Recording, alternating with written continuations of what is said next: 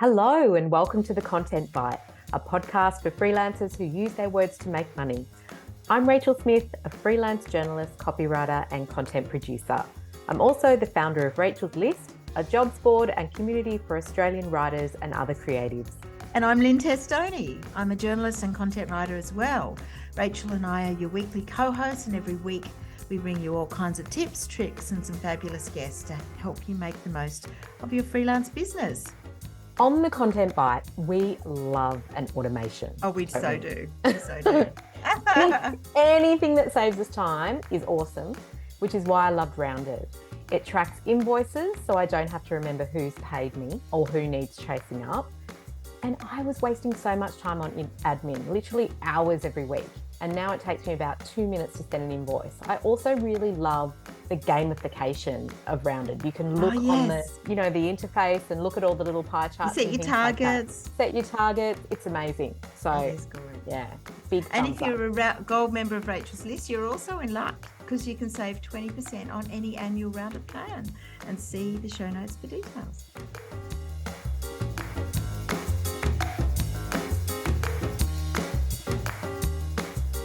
You love interiors and all things about making homes beautiful. So I know you're going to enjoy chatting to our guest today.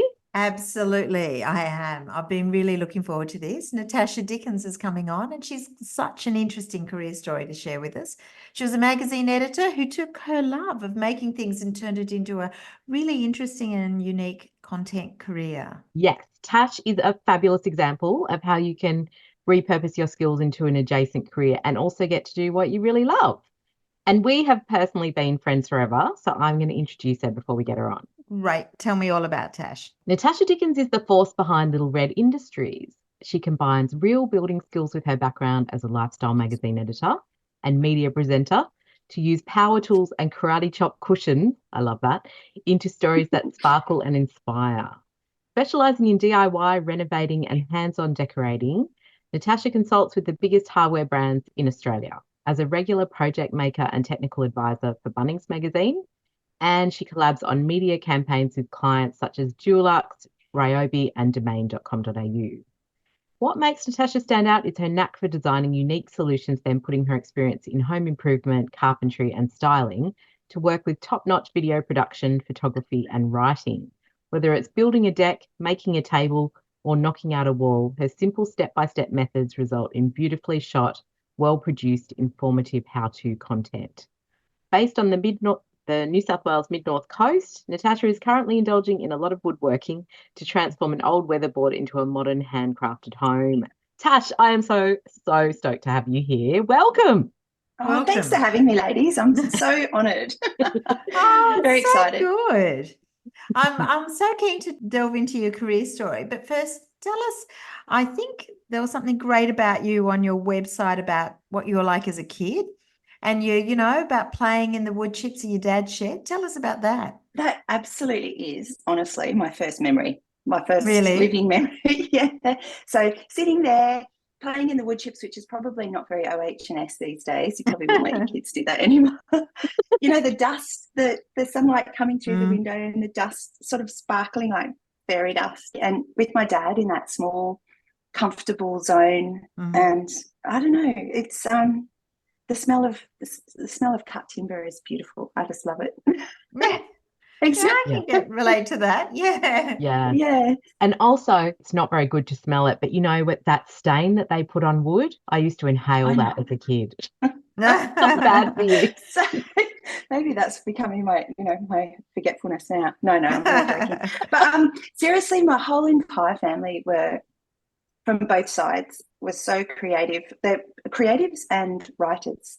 So my mum mastered every crafting fad, from hobby techs in the 60s to decoupaging every surface in the house in the 90s to, helping me architect bubble skirts in the 80s. And both my grandmothers taught me how to sew. Dad's a woodworker and an English teacher. And everyone is big readers in our family. So really? Been inundated with books. Yeah. So that's nice. That's my two inspos.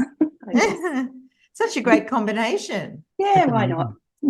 So when did you start collecting tools and investing in tools? And did everyone just give you tools for your birthday and Christmas and say, here's a drill?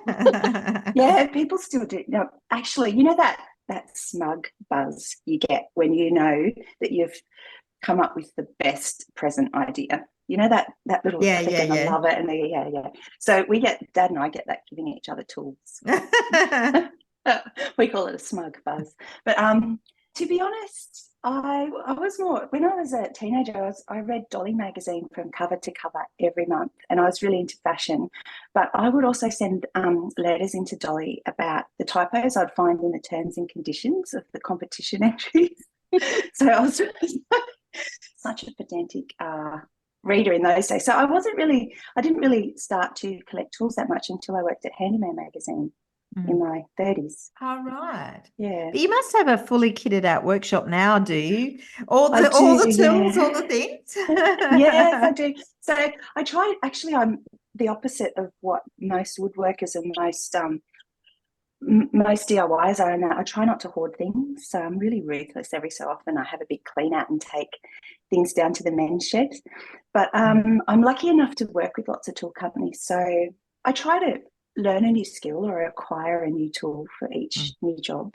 So yes, I've got lots of tools. But how to fit it all in, because those things take up a lot of space, and you're photographing them as well. So that's equipment as well. Yeah. So we moved up to the mid-north coast about 5 years ago before COVID, and previously to that, I'd rented a workshop space in Marrickville for a long time, and that was sort of like the size of a small garage. I was quite squashed in, but moving up here, I've got this double garage. It looks like a big barn, and so one side of it's normal household stuff where hubby gets to have a little bit of this, the tiniest little corner down the back where he can put his gardening tools.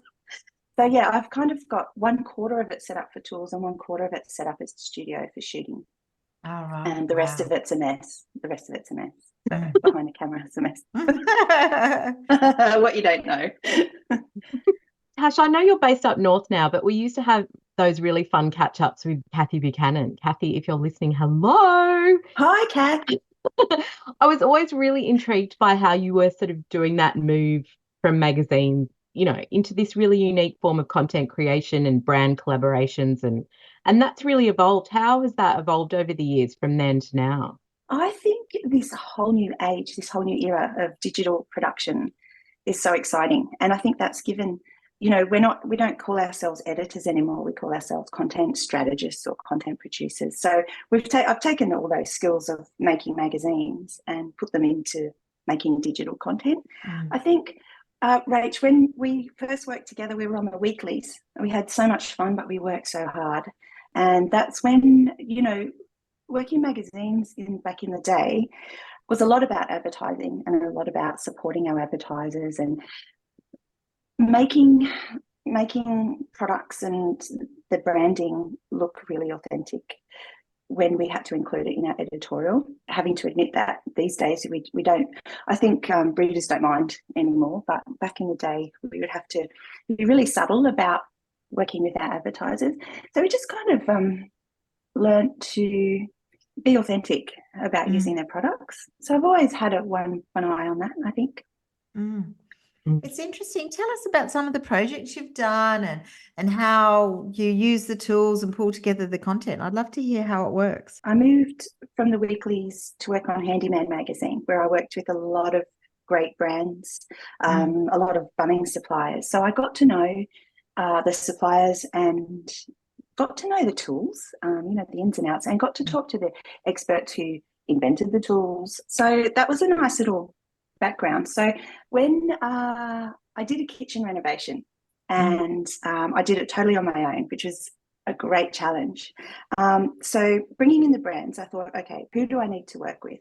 Who's going to get the most out of this? As a homeowner, I would want to follow my story. So it's a waste not to capture the process and share it. So what products are most relevant? So I went to Caboodle Kitchens and had a chat with them about the cabinetry. I had a chat with Caroma about the tapware, but I also had a chat with Bunnings magazine to see if they were interested in the story that was my first port of call, actually, because then if they were interested, then I would have a mind to working with the brands that they work with. Yeah. So to make sure that, I didn't put in an IKEA kitchen as opposed to a Kabuta one. So I'd planned to work with the brands right from the beginning and had planned to pitch them to make great content out of it. And yeah, it doesn't always end up how you plan, but I think the key to working with brands is to make sure you've got something to offer them and to make sure they're getting value out of it. It's never about, there's nothing free about I think there's a real misconception. People would come, oh, you got all your cabinets for free. Well, actually, it took 3 months to put the kitchen in, and it could have taken a month, but the extra 2 months were, stopping to create the content, take the video, make the notes, talk to the clients, talk to the suppliers, and work with the collaboration throughout the project and nurture the collaboration. Yeah, so I didn't really have much time for much other work in that through then. So yeah, I think it's important to remember that nothing's free, and when approaching brands, what's their pain point? What do they need from you? What can you give them that no one else can give them? And work backwards from there. I think that's the key, I think. Interesting. It's so funny you talk about your first big thing like that was the story when you did your own kitchen and you did all of it yourself. Oh my God, hats off to you. I could never do all of it. do anything like that. To be honest, it's easier working on your own. I was nervous about working with trades, so I just did it myself. I mean, I got an electrician and a plumber in, but it was nice to just take the time to learn the skills as I went along. Turn the video off while I practiced and then put the video on once I worked it out. And that's your passion. Whereas my passion is watching trades rip my bathroom out and basically put it all back together really beautifully. Wasn't that exciting when we did your bathroom for Handyman? I know. And that's the thing. I remember working on that story. I think I'd just moved into my house and it was the first big, I was there on my own and I'd just gone through that awful breakup, and it was my first big renovation project. And you were my editor at the time, and I said, would you be interested in me doing my bathroom reno? Oh my God, that experience. I was having bucket baths on the deck and going to friends' houses to shower and all of that just so I could stay in the house, because it takes so much longer than you think it will, especially when you're relying on different trades and things have to happen first and all of that. But I've watched you over the years, on your socials do all these different projects, so many different renovations and little projects and stuff. And I think, is there anything that you just don't want to tackle, that you just go, I'm not doing that? Or do you just think all of it's a challenge? It's kind of my nature just to go, let's give it a go. What could possibly go wrong? A lot. But actually, to be honest, I thought about this, and what I really don't enjoy is doing renovating and DIYing for other people. Right. I did a big campaign with Domain a couple of years ago for a bank, and we did a series of renovating episodes. So, paint a kitchen, make over a bathroom. And we found different sites, different people's homes to work on. And aside from sort of, writing the script, getting the project together, making sure that we were OH&S and using the products in the right way, styling it, presenting it, writing it up.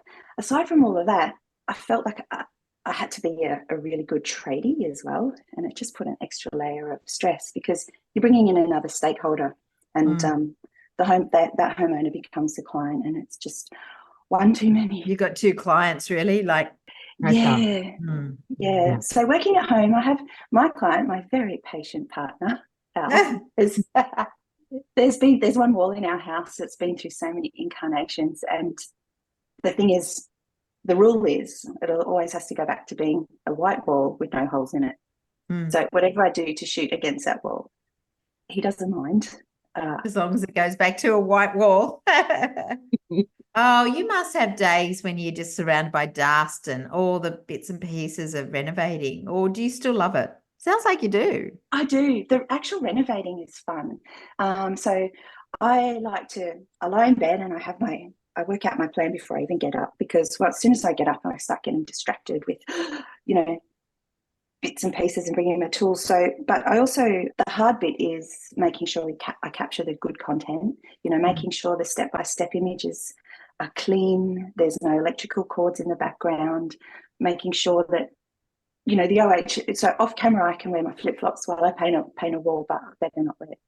Yeah. You know, can't wear flip-flops up a ladder on video.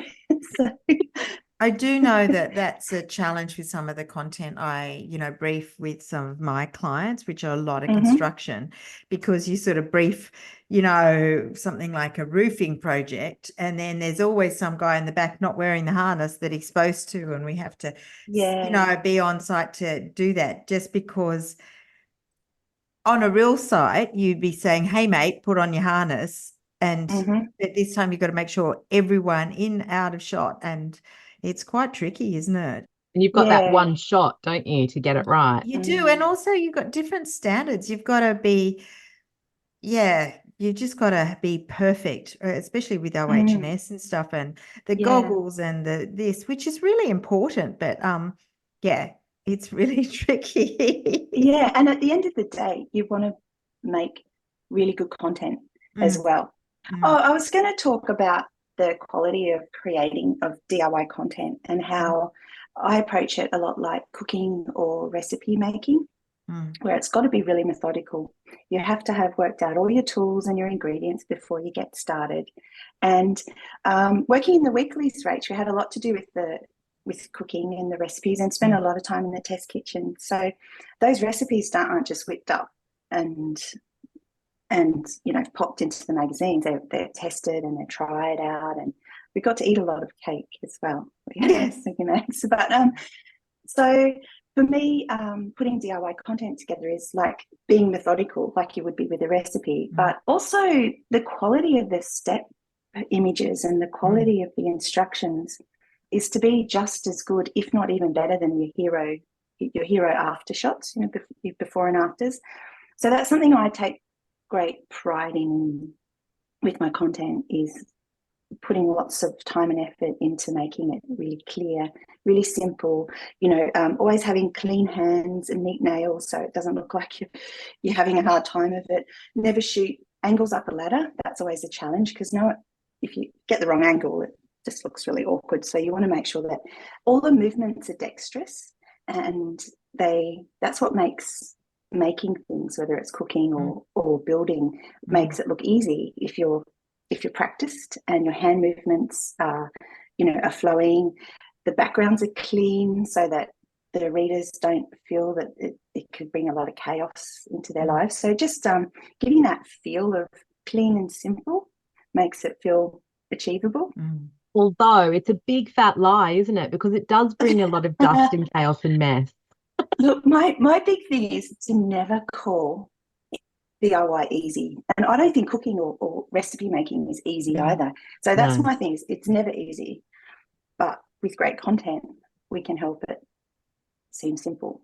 And doable. Simple and clear. Yeah, but not easy. No. Never. Well, I know that, you know, when you started and when we used to meet up and talk about, you know, your sort of evolution into content and that, it was the early days of those sort of brand collaborations. And we talked a lot about how that should work and, you know, contractually, how does it work and how do you know what to offer and pitch and all of that. But it's much more accepted now that brands will collaborate with content producers and journalists. And so I'm wondering, how did you start to position yourself as the one brand should be working with? Was that a challenge in the beginning, knowing how to, you know, bridge that divide? I think so.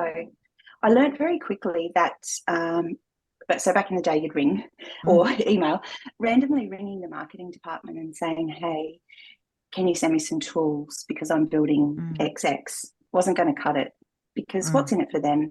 That's the main thing, I think, when approaching brands, is you've got to address their pain points. And at the moment, I think if you're looking at collaborating with brands, check them out on Instagram and see how well it seems that they're bringing together their content. If there's a lot of the quotes and memes in there, maybe they need more help.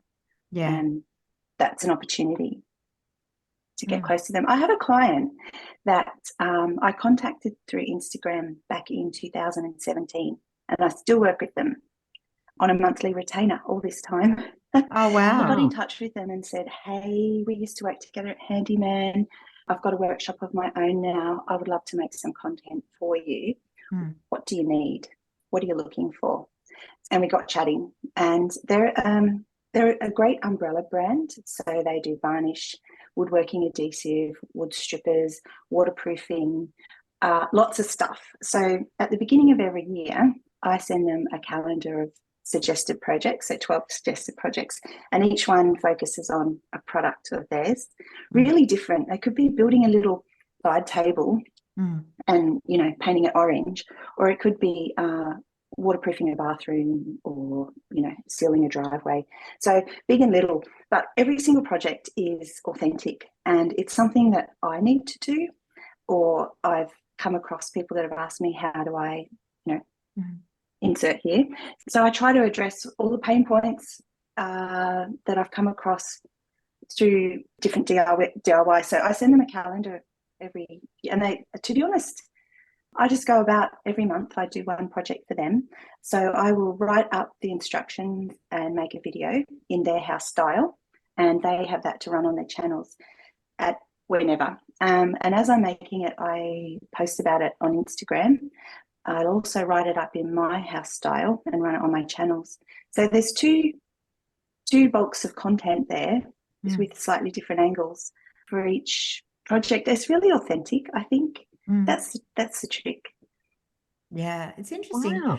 I just love with the strategy and working on that and thinking about how the products are used and integrating the brands.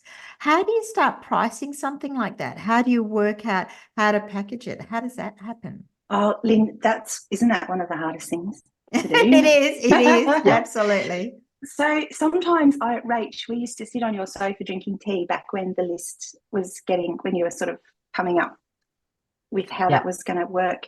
And I've always loved how transparent you've been, and how transparent you guys have been with helping freelancers and their pay rates.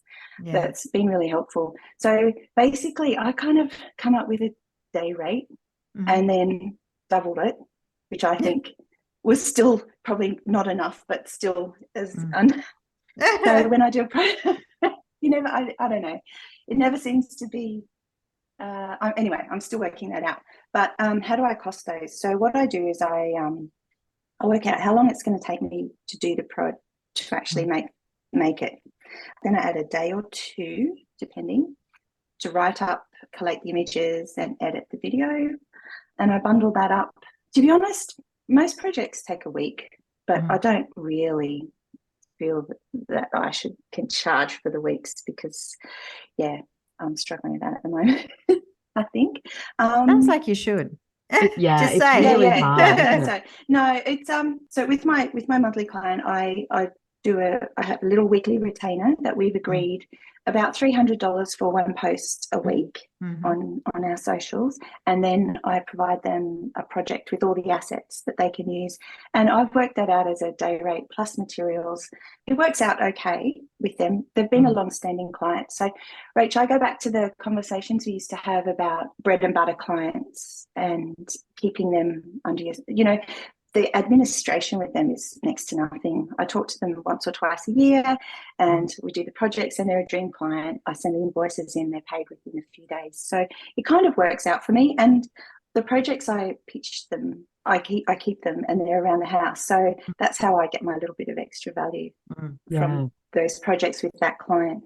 But with other clients, so for example, working with magazines, it's on an hourly rate, and that's just what the standard publishing rates are. But other clients, for example, with Dulux, I just did a campaign with them through an agency, and that was more of an influencer style of thing, which to be honest, I cringe at that concept of being an influencer. It's just, to me it doesn't sound credible enough. So I'll take, it's fluffy cushions and picking colours for walls is my perception of being an influencer. Whereas, I think that, behind the scenes and isn't the pretty stuff, but I think it's the most important when it comes to DIYing. So I think you're very unique in what you do.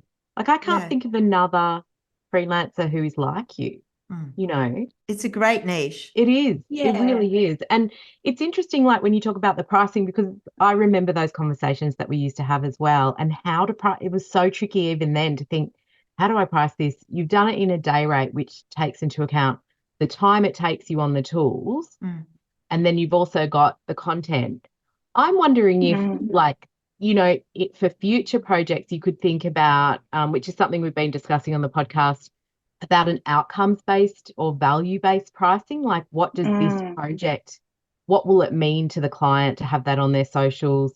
What could it result in regards to sales? Because when I think about it, so many of these products that you're using and showing people how to use, people wouldn't think I could do that with that product. They just wouldn't be able to connect the dots in the way that you can clearly show, hey, you can make a mosaic table using this product. And they'd be like, wow, I didn't really consider that I could do that. It's just, and it's so natural to you to do that because of your work on Handyman and all the stuff that you've done. But don't you think, Lynne, it's really a different way to showcase what a product can do and give people ideas? I mean, that to me is very much long-term value to a client and a brand. I think so too. I think that video and these sort of more agile sort of content creation is a lot about showing what a product can do. And the sort of products and brands you're working with, it's all about what they could do. It's not just, as you say, about a pretty cushion. It's a bit about how, I mean, a drill or a sander or something, just showing the product is nothing, but showing what they can do, what you can achieve with it. That's where the real gold is. Yeah. I found also putting it out there to any listers who can offer advice on this. Rach, I've been in touch about this before, is that I don't classify myself as a trained photographer, but a lot of my content is photography and images and video. And I'm not struggling. I'm kind of working out at the moment what best to do about royalties and usage, because I think that it would be great to generate some information about that out there. That is a really interesting issue. Absolutely. I mean, I deal with that. I get a lot of my clients. It depends. The smaller clients often don't realize about usage, and traditionally copyright is the photographer owns a copyright. And a writer owns copyright. But somebody who puts together something, whether it's a stylist or a project manager, has no actual real sort of legal sort of entitlement to the content. It's actually the person who produces the physical thing. And that's really because the copyright law dates back to, the last one is 1975, before any of this existed. So we're sort of working with a very antiquated legal system. But yes, I think a more sophisticated client, and it's good practice to have templates where people sign usage and everything, because some of my clients have been caught out. Some photographers are happy to just give you the content and that's fine, and others will come back and charge you $1,500 or thousands later, when a client who thinks that if they've organized a shoot, they think that they own the copyright, but the photographer still owns it. And it's a difficult thing. And I think a lot of less sophisticated clients don't know that. And also people steal stuff off the web a lot now. And I think that whole copyright thing gets a bit vague. Everyone thinks, oh, if it's on Google, I can use it. And it's a bit more complicated than that. Because I'm sure with your content, people might see it on your socials and then they might repurpose it or reuse it without crediting either you or the client. And that's, I think there's some really good, maybe we should put some good resources in the show notes, Rach, for where to start with some of that, because I do think it's important with this sort of content. I think also, like, in a wider, like, kind of, if we think about this whole topic in a wider way, it might be really good for a lunch club to talk about, you know, what do you own and when do you own stuff? Like in terms of text, stories that you've written, if you do a transcript, like I always think, you know, if you take the story to an editor and find all the people, those transcripts should technically belong to you. But if the editor gives you all the people, and because a lot, like Medium Rare, ask for all your transcripts now. So it's like, there's so many grey areas in this. And I think it might also be worth putting that in the gold group, in the Rachel's List gold group, a question, just to see what other people do, because there are a lot of people that do photography, and you might get some really good responses, better than I would know, or Lynne probably knows a lot more than me about that stuff too. Yeah, I think there's a lot of interesting questions and you've got to be, I guess we have a responsibility, Rachel, to do what is best practice, what's legally binding, rather than what I'm sure a lot of people do out there. Do you know, I just took a leap when I put together my media kits. I put together a project rate. Then I have you in my head, Rach, when I go bundle the projects. So here I have 3 for slightly less, and there have 6. The tiered pricing, I love the it. tiered pricing. But then I've started sticking 15% on that for usage. So they buy me building the project, me shooting it and giving them the assets, but then there's 15% on that. I just pulled it out of my head, 15% usage for 2 years. And then it gives me a little bit of negotiating to say, hey, well, why don't you have it in perpetuity? And we'll stick that 15% on and you can have it forever. And it's a little bit of bargaining there. So Yes. I don't know if that's the right thing to do. It seems to be working okay. Yeah. Most of the photographers I work with would charge 100% for complete usage. So yes, Handing it over. 15%, handing it over. Yeah. So I would say 100%, and sometimes they might charge more depending where it's going to be used. So if you just give for something that you're doing, it's just going on socials is one thing, but if a project is going in a bigger campaign, whether it's probably not TV, but maybe on billboards or maybe in perpetuity on website, they would layer and then price accordingly. So I think it just depends how transient it is. And also, like, my thought on that is, say that they're paying you every year or every 2 years, you're renegotiating that contract for them to use that content. That's a pain for you, isn't it? You've got to remember to negotiate and invoice that company, whereas if you get a big chunk of change at the beginning and then they own that content, maybe that would be better for you. You know what, though? You could also do packages where you sort of have, like, in this package, you get the videos that are resized for all your channels, and you get a blog post, and you get newsletter copy, and you get 15% or 50% to own this for 5 years, this content. Or you could do a much more expensive package where they own it all in perpetuity. Yeah. To be honest, I prefer that. I'm not big on paperwork. So, and downsizing, I don't want to be following it along. Fair enough. It also depends on the value to yourself. Yeah. If you're doing something that will be less relevant in 5 years, you might not want it. Certainly with some of the work I do, when I've done something like a story, as Rach said, when you do a story about a particular issue, say, that's really big at the moment. It might be something like AI. If you do a big story on something like AI at the moment, it's really relevant, but in 5 years or even a year, it's out of date. So there's no way you could on-sell it. So the value, it's not really worth negotiating it to come back to you. But, some of the things you're doing is evergreen. So those a DIY video could be just as valuable in 5 years as it is now. And you have to make that also makes a difference. And they might want to use it forever. Yeah. But if they're just launching a new tool, they probably only want value for a year.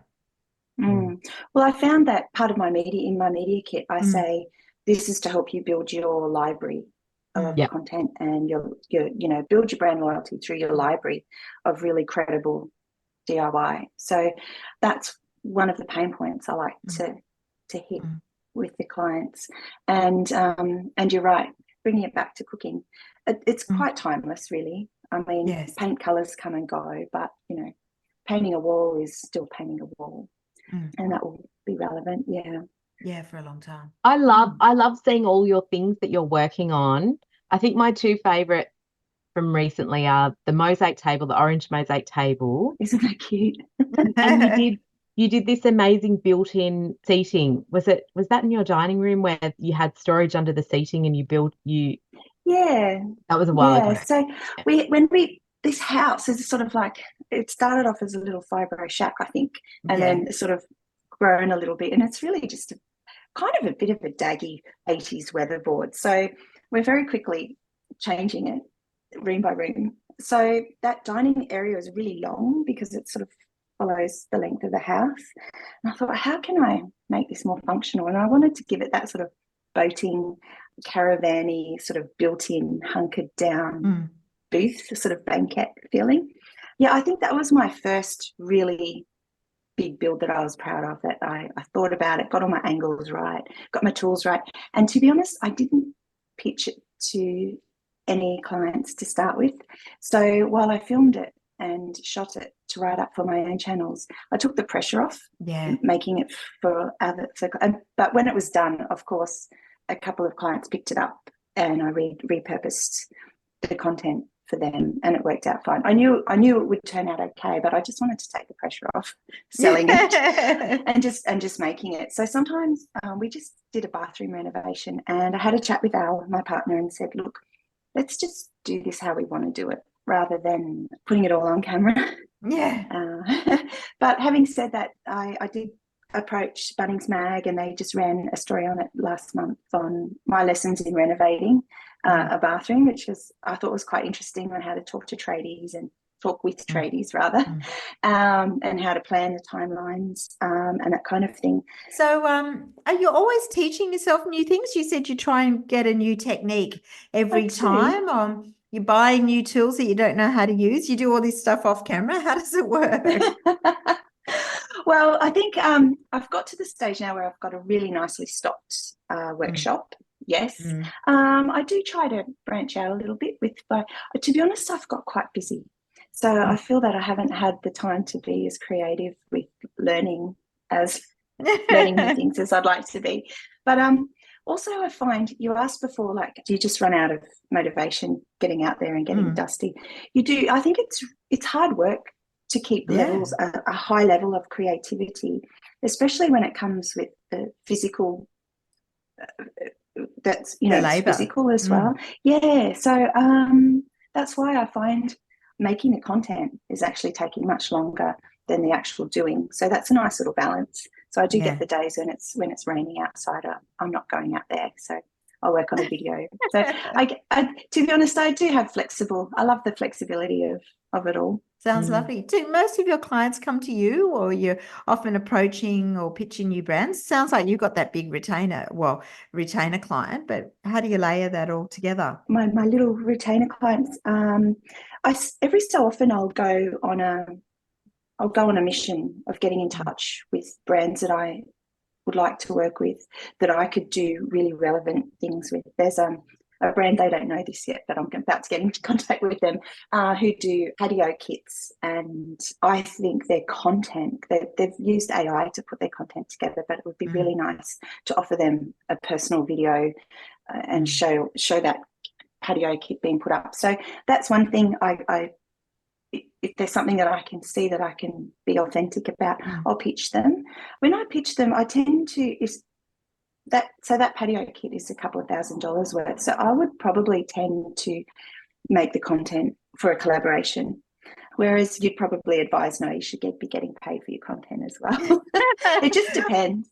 But for a paint client, for example, a couple of $150 worth of paint doesn't really make up for 5 days worth of work. So you kind of have to balance how you're working with them and looking at currency differently, I think, in this instance. I think Rachel's point earlier about the value-based pricing is really important here, because the honest, like with some of my clients, so basically when you're looking at, say, a paint versus a patio client, so if you get 6 sales of paint, that takes a while. It takes a lot of paint and a lot of sales to make up for your costs and your price, which is fair enough. But with a patio kit, they only have to sell 1 and they're ahead. Exactly. Yeah. So then your pricing that's Rachel's point about the value. It's the value to the client. So I think sometimes, I know, like one of my clients, they do very big rugs and they're quite expensive. They're beautiful, but they only need to get 1 rug sale from every piece of marketing, and they've returned on their investment. Whereas some other clients where they're doing lots and lots of bits of things, it takes a while, and there's a bit more pressure there. So I like the Mm. idea of, you know, if you look at the client, as you say, and what they do, that's a good way to focus it.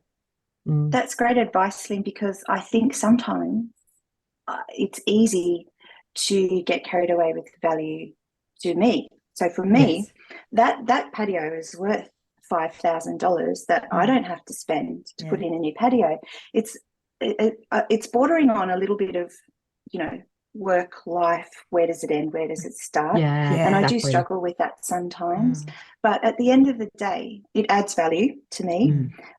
So that's good. But I think the content for them is probably worth more than the patio is to me.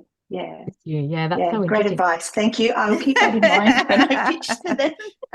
Well, speaking of advice, what would be your advice to people who have a creative passion, maybe a crafty sort of passion, or, you know, arts and craft or something, you know, along those lines, and they want to parlay it into an income earner like you've done, becoming a content producer? Where would you even start? You have to be good at it. Yep. You actually have to be good. You can't fudge it. You can't fudge that. You can't pretend that you love beading if you don't like beading. Yeah. Or you've never done it before. Yeah. You've got to genuinely love it and strive to be good at it at least.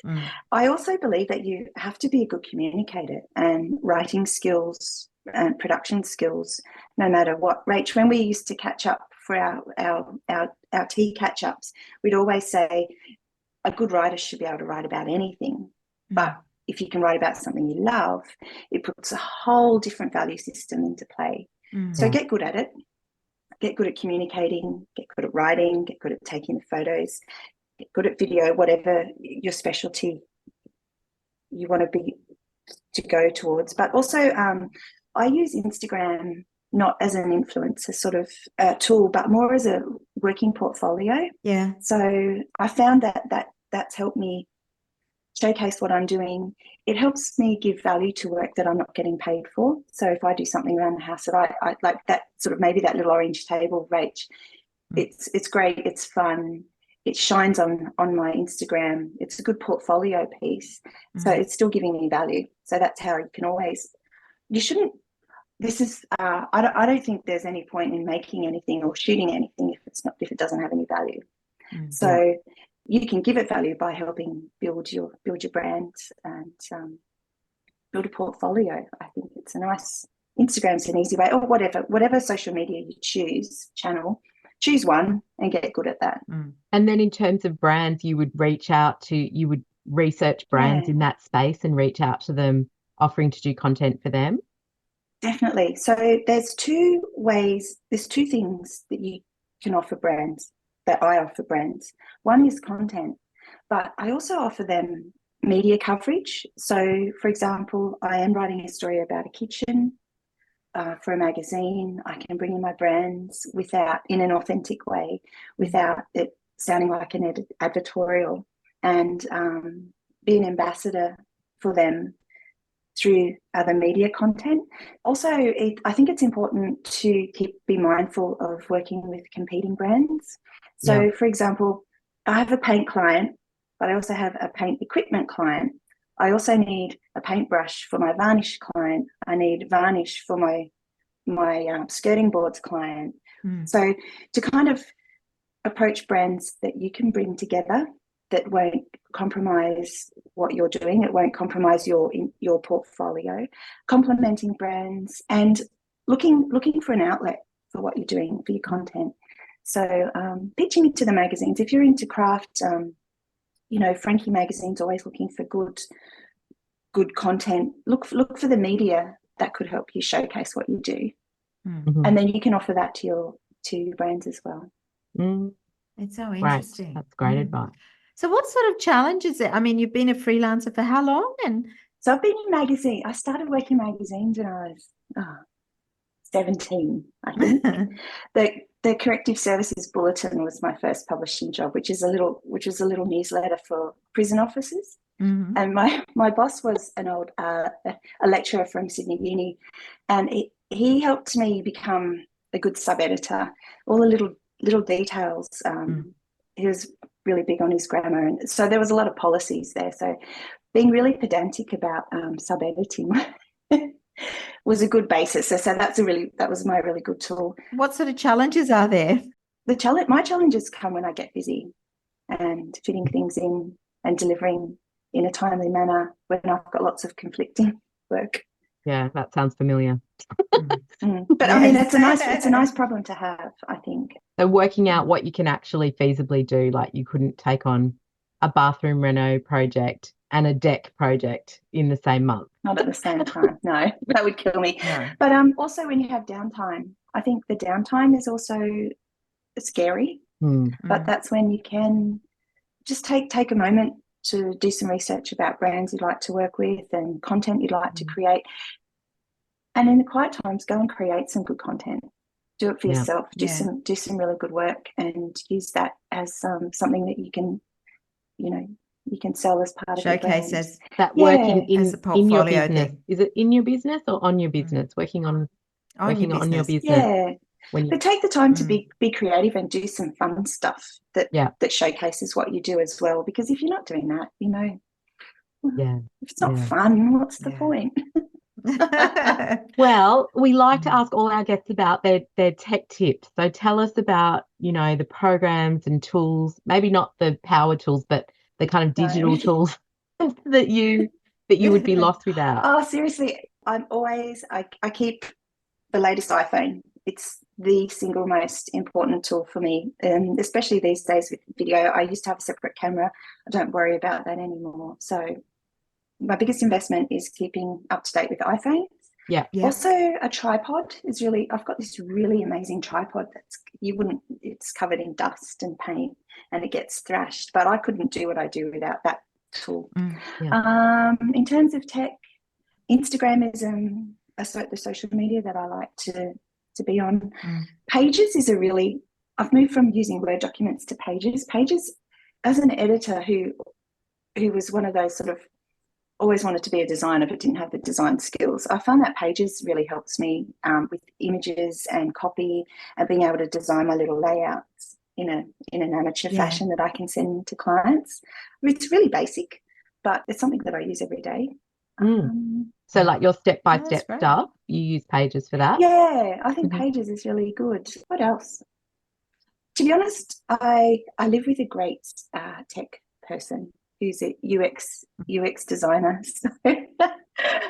So he's my in-house tech support. Always good to have. Always good to have. Essential. Yeah. Bill is like my in-house tech support as well, but he's very grumpy. He's not like he's so busy that if I need tech support, I really have to try and butter him up to get some help. My tech support also doubles as DIY support, and he doesn't take instruction well. Bless. What is it with these husbands? But seriously, I try to keep my daily. I try to produce my life very simply, and I've gone back to writing a list every morning. I've tried all different programs, and I just write a list. It's one page. It sits there and never all gets crossed off, and of course I have to rewrite it again the next day, but I find great joy in doing that. So just keeping it simple, pen and paper. Yeah, fair enough. Yeah. So what's next for you? Are there some great projects on the horizon for you? What you're excited about? At the moment I'm doing lots of little things, busy and stressed getting them all done for little clients. I've just started doing a series of projects for the Bunnings workshop community, which is I haven't worked with them before. I'm doing a series on woodworking joints, which will be fun. Yes. Oh, that's I'm very great. excited. Yeah. I've just finished a bathroom reno. So in terms of not stressful, in terms of big jobs around the house, we'll give it a little rest for a minute. And focus on some more fun stuff. I've got a couple of projects coming up for a paint equipment supplier, which is exciting. So painting Colorbond shed, reviving some outdoor furniture, lots of little projects at the moment. That sounds amazing. Tash, thank you so much for coming on. It's been really lovely for me as your friend to watch your sort of unique business evolve over the years, and also to just go behind the scenes a bit with you has been nice as well. It's been a while now since It you started. It's has. lovely. Yeah, it's been great chatting. And I have to say thank you so much for all the great resources you guys continually put together. They're priceless, absolutely priceless. Working up here on my own, I feel a little isolated sometimes, but I can always tap into to see what everyone else is doing and feel that I have a place, and what I'm doing is still, it's got value. And yeah, Oh, that's it's fantastic. great. Thank you. Absolutely. Yeah. Thank you so much. It's been so interesting, such an interesting career, and I think it might make people think a bit differently about what they can do and how that sort of adjacent content can be incorporated into their regular work. I think it's really Yeah. interesting. You guys say this a lot as well. Find your niche, Yes. get good at it, and get good at it. Certainly done that. Yeah. I think it's Yeah. really clever, and I think it's great. Wow. So that brings us to the end of the show for the week. But thanks to everyone who's listening and sharing us on social media. So, Tash, how can people get in touch with you? Hit me up on Instagram at Little Red Industries. Little Red Industries is also my website, so you can feel free to go on there. I've got my contact details, send me a message. Always happy to help out, whether it's writing feature stories, or even if you need some advice on, sealing your driveway or painting a fence. How sexy, sealing the driveway. Always happy to talk about DIY anytime. Oh, thank you so much. And thanks to everybody who's listening. We'll put all the details about Tash in the show notes, and we'll see you next week with a new guest, I think. Yes, definitely. So thanks, Tash. Thanks, ladies. Bye. Bye. Thanks again to our wonderful sponsors, Rounded, easy accounting and invoicing software that helps freelancers run their business with confidence. And don't forget, if you're a gold member of Rachel's List, you can check your welcome emails for an exclusive discount code on the annual subscription rate. You can also find it in the private Facebook Gold group, or just contact us at hello@rachelslist.com.au.